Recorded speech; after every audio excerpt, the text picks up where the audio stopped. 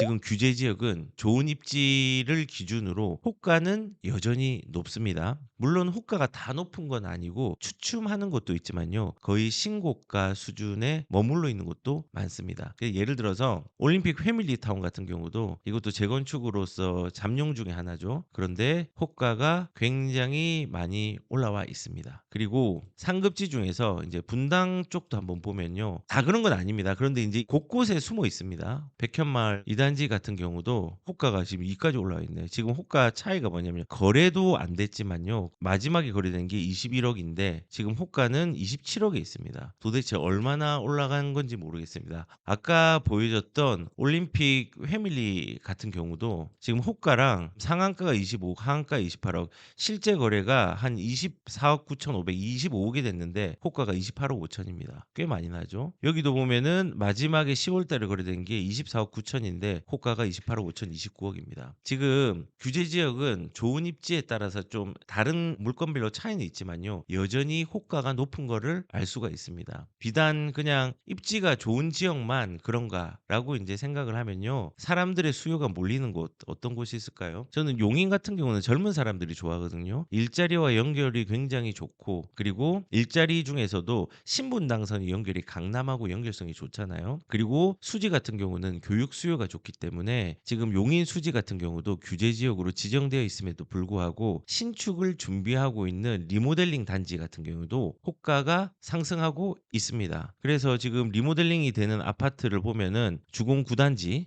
얘는 리모델링이 된 아파트죠. 얘도 지금 호가가 나와 있지 않은데 꽤 많이 올라와 있죠. 거래가 10월 달에 15일부터 한 3건이 거래가 됐네요. 다 높은 가격으로 거래가 됐습니다. 지금 현재의 호가도 기존에 거래된 것만큼의 호가로 많이 올라와 있고 최고가 호가로도 올라와 있네요. 여기 같은 경우는 지금 보면은 9단지 그리고 현대아파트 이것도 리모델링 아파트거든요. 얘도 호가가 올라와 있네요. 거래된 것만큼 호가가 신고가 형식으로 올라와 있습니다. 그리고 이 동부아파트도 리모델링인데 이것도 볼까요? 요거는 호가가 조금 내려와 있지만은 그래도 범위가 크지만은 호가가 최고 높은 것들은 굉장히 많이 올라와 있네요. 6억 7,500에 거래가 됐는데 7억 5천까지 되었고 7억 5천은 예전에 실거래가 최고가의 만큼 올라와 있네요. 리모델링. 그리고 보건 아파트도 리모델링이죠. 여기도 최고가까지 호가가 올라와 있습니다. 그만큼 낮은 것도 있지만은 그리고 삼성 레미안 1차 같은 경우도 수지의 리모델링 아파트입니다. 얘도 굉장히 많이 올라와 있네요. 그래서 좋은 입지의 호가들은 아직까지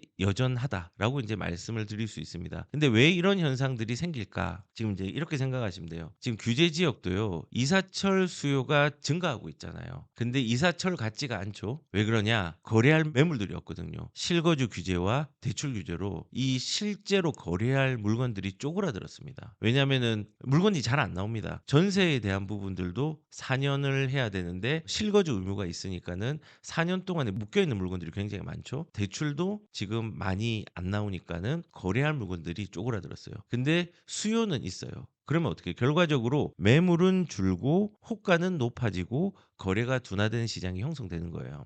다만 인제 지금 토지에 대한 부분들 다음 주에 통계가 얼마나 잡힐지는 모르겠지만은 토지 같은 경우는 허가 후 이후에 거래되는 계약 거래들이 3-4주 뒤에 알 수 있잖아요. 그래서 인제 얼마나 인제 앞으로 더 나올지는 모르겠지만은 지금 현재는 매물이 줄고 있습니다. 전체적으로 매물이 없습니다. 그리고 매물이 거래가 어떻게 되는지 통계로 잡히지 않습니다. 그래서 이 결과를 내면 이 호가가 실제적인 거래에 얼마나 반영되는지가 한 다음 주 정도면은 나올 걸로 예상이 됩니다. 아마도 이 거래라는 거를 거래의 자유를 막 억지로 제재한 결과물이 나중에 어떻게 될지 모르겠지만요. 이렇게 매물 잠김 현상을 만들고 가격들이 올라가고 눌린다고 하면은 이번에 규제들이 빠르잖아요, 속도가. 문재인 정부에서 4년 동안 올려놨던 거를 그냥 규모 면에서는 거의 3-4개월 만에 올려놨거든요. 이번 정부에서. 이 문재인 정부보다 더 심한 가격의 상승 폭이 있었는데 이 이재명 정부가 끝나면은 어떤 결과물이 나올지 저는 사실은 굉장히 걱정이 많이 됩니다. 그래서 일단 첫 번째 집값은 규제라는 명목 하에서 집값을 아직 꺾지 못하고 있다. 호가가 여전히 규제 지역이라도 여전히 높습니다. 그리고 이러한 부분들이 비규제 지역으로도 이제 퍼져가고 있잖아요. 그리고 규제 지역 내에서는 로또 분양이 일어나고 있습니다. 그러니까는 비규제 지역에서는 매매의 양이 늘어나고 있고 서울의 주요 지역에 지역에서는 로또 분양이 일어나고 있습니다. 우선은 비규제 지역을 한번 보도록 하겠습니다. 예, 수도권의 비규제 지역에 부동산 시장이 들썩, 그다음에 서울선 로또 분양을 하고 있다라고 했는데, 지금 비규제 지역의 아파트 매매 거래량이 22%가 증가했다고 합니다. 실질적으로 한번 보시면은 이런 얘기가 있죠. "여보 안 팔길 잘했어. 서울 막히자 구리 동탄 폭발. 집값은 단숨에 1억이 급등했다." 그러니까 구리의 이번 주 상승률이요 0.5입니다. 0.2가 넘으면은 상승이 많이 하고 있는 거고, 3이면은 정부에서 규제를 해야 되겠다 생각하는 상황인데, 구리는 0.5까지 올랐습니다. 근데 바로 전주에는요 0.18이었거든요. 한국 부동산원 기준으로. 그 오름폭이 되게 크게 확대가 되었습니다. 그래서 여기서 이제 예를 든 데가 인창 어반폴에 구리에 이편한 세상. 걔가 84 전용이 최근에 12억 5천까지 호가가 형성됐거든요. 그리고 신고가 갱신도 계속해 가지고 이런 호가를 올리고 있는 중입니다. 뭐 뿐만 아니라 여기 보시면은 동탄의 롯데캐슬, 이 대장 아파트죠. 이것도 16억 9천에 실거래된 이후에 18억까지 호가가 치솟았고 5천만 원 이상 추가 상승을 했다. 뭐 이렇게 얘기를 하고, 다산 같은 경우도, 다산 대장이죠. 주상복합이지만은 다산자의 아이비 플레이스 같은 경우도 6월에는 11억 3천만 거래 후에 지금 호가가 13억까지 올라 2억까지 폭등을 보이고 있다. 호가들이 이렇게 또 많이 올라가고 있습니다. 실제로 거래도 한번 보시면은 구리 옆쪽에 대장 아파트 있죠. 얘가 84타입 보면 그 20평대도 굉장히 크게 올라갔는데 30평대 보십시오. 지금 올라간 폭 보십시오. 장난 아니죠. 그래서 이런 비규제 지역에서는 아파트 매매 거래의 증가량들이 꽤 많이 늘어나고 있는 경우가 지금 생기고 있는 겁니다. 그래서 비규제 지역의 매매 22% 급등이라고 했는데, 10월 15일 대책 이후에 거래량이 22%인데 이게 기준이 뭐냐면요. 규제가 난 이후에 20일과 규제 직전의 20일을 비교해서 거래량을 한번 봤어요. 수도권 전체에서는 10월 15일 이전에 15,000건 정도의 거래량이 수도권에 나왔거든요. 그런데 대책 후에는요 수도권 전체가 한 8,700건이 나왔어요. 그런데 규제 지역에서는 대책 전에는 10,000건이 나왔는데 한 2,000건으로 쪼그라들었죠. 물론 이제 조금 있으면 늘어날 겁니다. 토제 허가를 받고 이제 신고를 하기 때문에 많이 쪼그라든 것들이 있습니다. 용산, 강남 3구 등과 같이 토제가 이미 지정돼 있던 거는 그 전에 미리 계약했던 것들이 지금 거래에 잡힐 수 있지만은, 그 이후에 대부분 규제 지역이 잡혔기 때문에 지금 거래량들이 많이 쪼그라들 수밖에 없습니다. 근데 많이 줄었죠. 반면에 대책 전에 비규제 지역은 5,100건이었는데 6,200건으로 늘어났습니다. 풍선 효과가 확실히 그 비규제 지역으로 이동하고 있는 게 보이죠. 그래서 실질적으로 보면은 대책 전에 이제 수원 권성구 같은 경우는 143건이었는데 247건, 그리고 경기 화성 같은 경우는 규제 전에 20일 전에는 561건이었는데 규제가 난 이후에는 890건 확 늘어버렸죠. 그리고 파주 같은 경우도 209건으로 늘었고, 그다음에 구리 같은 경우도 133건, 187건 늘었습니다. 그리고 군포도 늘고요. 군포도 가격이 조금 움직이고 있어요. 그리고 경기 부천 같은 경우도 거래량 늘고, 인천 연수 같은 경우, 연수의 송도 같은 경우 거래가 조금 늘었고요. 그다음에 안산 같은 경우도 좀 늘었죠. 그다음에 경기 고양, 덕양도 늘고, 그다음에 뭐 지축 이런 데 좀 늘었더라고요, 보니까. 그다음에 만안구 같은 경우도 111에서 133으로 거래량들이 이렇게 늘었습니다. 규제가 난 이후에 비규제 지역 풍선 효과들이 확실히 일어나고 있는 양상들로 보이고 있습니다. 그런데 과거에도 이런 풍선 효과는 있었잖아요. 그런데 정부에서는 왜 이런 풍선 효과가 있음에도 불구하고 계속 이거를 유지하는 건지 모르겠습니다. 과거 2020년 같은 경우도 12.16 풍선 효과라고 해서 규제 지역을 지정한 이후에 비규제 지역으로 거래량이 50%가 증가한 사례가 있거든요. 그래서 규제로 막으니까는 이게 또 비규제 지역으로 증가하니까 또 비규제 지역을 규제 지역으로 막으면서 전국이 규제 지역으로 확산된 겁니다. 근데 이때도 거래량들이 굉장히 많이 늘었습니다. 그리고 2020년도에 분포 거래량 600% 늘었다. 이게 2020년 4월 달입니다. 규제를 비켜간 풍선 효과 해서 그래도 입지적으로 조금은 아쉽지만 있지만은 그래도 사람들의 수요가 있는 곳은 이렇게 어김없이 풍선 효과가 왔습니다. 그리고 2021 년도도 거래 절벽에 비교적으로 몰리는 뭉칫돈이라고 해서 지방으로까지 꾸준하게 이제 확산이 돼서 2021 년도는 전국이 그냥 뻘겋게 상승으로 물들은 상황들이 생겼던 거죠. 그래서 과거에도 이렇게 풍선 효과들은 명확하게 일어났습니다. 그리고 과거처럼 행동하지 않겠다고 얘기를 했지만은 지금 정부는 과거보다 훨씬 더 빠르게 무언가를 액션을 규제로서 취하고 있는 것들을 볼 수가 있습니다. 그래서 지금 현재 이런 식으로 확산이 되고 있고, 그리고 저번 시간에도 제가 말씀을 드린 것처럼 부산이나 대구나 이런 데도 여전히 상승이 일어나는 시작점들이 보이기 시작, 스팟이 보이는 거예요. 전체가 아니라. 댓글에 보니까는 어떤 사람들이 아니 지금 내가 사는 집은 올라가지도 않는데 무슨 거짓말을 하냐라고 얘기하는 분도 있었는데, 실질적으로 올라가는 지역들은 몇 개가 없습니다. 그 움직임들이 불씨가 큰 산을 태우는 것처럼 부산도 하급지까지는 모르겠습니다. 하지만은 대장 아파트라든지 신축 대단지 아파트 중심 위주로 거래가 어디까지인지는 모르겠으나 확산이 되고 있는 불씨가 지펴졌다고 저는 생각을 합니다.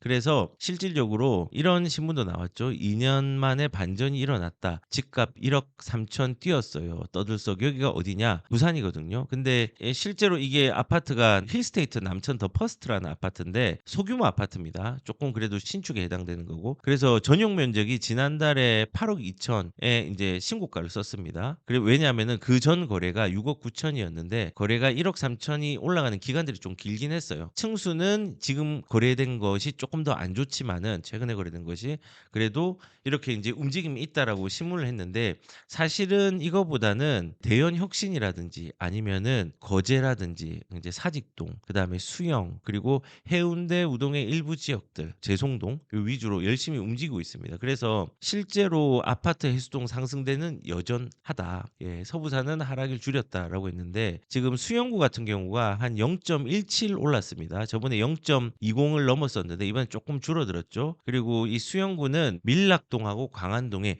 중소형 규모 위주로 지금 움직이고 있습니다. 그리고 저기 해운대구 같은 경우는 한 0.16 이번에 움직였는데 여기는 우동하고 제송동 위주로 움직였습니다. 우동에서 이 지표로 바라보려고 하면은 자이 1단지를 한번 유심히 보시면서 그 추이들을 좀 따라가야 되고요. 제송동 같은 경우는 센텀시티, 센텀파크시티 있죠. 그 아파트가 좀 지표가 됩니다. 그래서 거기에 움직임들이 어떻게 움직이는지를 봐야 됩니다.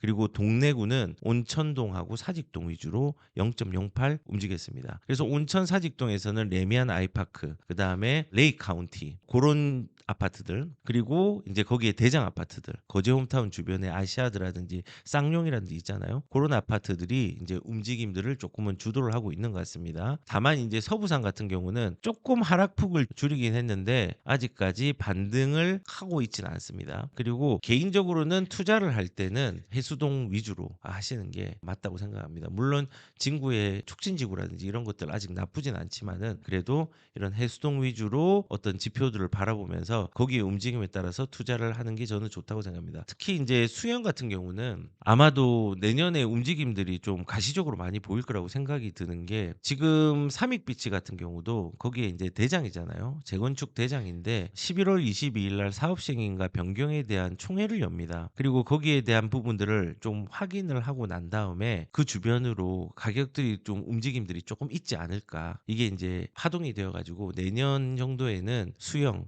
해운대, 동네 일부 지역까지는 움직임들이 조금은 확산될 가능성들이 크다고 저는 생각을 합니다. 지금 움직임들이 불씨가 되었기 때문에. 그리고 이게 그렇게 된 원인들은 규제가 있으면은 투자할 데가 없어요, 이제 수도권에서는. 그래서 오늘도 제가 상담한 사람 중에 한 분은 원래 투자처가 서울이었거든요. 근데 이제 투자를 못 하잖아요. 경기도 용인에 집이 한 채가 있는데. 그래서 어떻게 하느냐? 아, 이제 이번에 부산으로 저거 옮겨라. 왜냐면 집을 가지고 있고 부산에서 아무것도 지금 갈아탈 수가 없으니까 아무것도 할 수 없으니 지금 현재 부산의 대장 아파트급으로 한 3-4개 정도를 말씀을 드리고, 그쪽 방향성으로 시기적인 틈을 이용해 가지고 나중에 경기도의 아파트랑 부산의 아파트를 합쳐서 서울로 올라갈 준비를 하라고 얘기를 했습니다. 그래서 지금 이렇게 풍선 효과들이 일어나고 있습니다. 지금 보시면은 제가 오늘 지금 큰 틀에서 규제라는 어떤 영역이 집값을 꺾지 못하고 있다는 걸 얘기하거든요. 규제 지역의 좋은 입지들, 그리고 진보하는 입지는 아직 호가가 높다는 걸 보여드렸습니다. 그리고 두 번째는 비규제 지역도 지금 매매의 거래량들이 늘고 가격들이 움직이는 것들, 자세한 거는 제가 저번 시간에 다 말씀을 드렸습니다.